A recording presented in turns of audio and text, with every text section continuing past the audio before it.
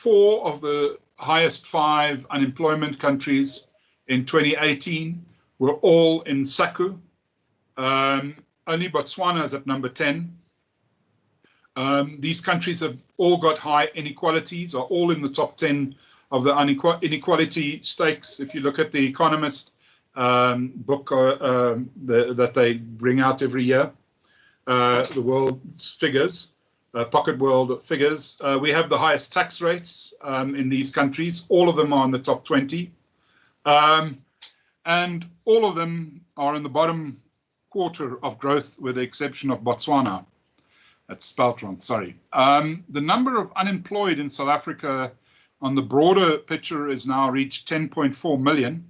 If you look at the Great Recession or the 28-29 situation, unemployment increased with nearly 1.8 million. The number of jobs, we lost 1.1 million, or about 8.1% of all jobs.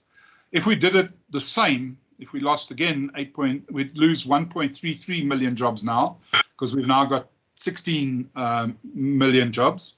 But the unemployment number could increase a lot more, to about 2.7 million. The fact is that your unemployment number increases more is because you have new entrants into the work area, and they want net 600,000 a year at least.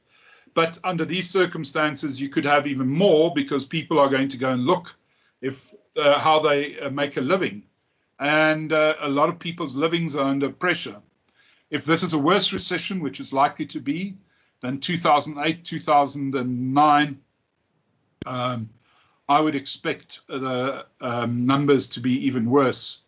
But I'm not going to try and put just the thingy-bob bad picture out there. It's bad enough. I think the expanded unemployment rate will go to around 48% from the current 38.2%, with 50% a clear possibility.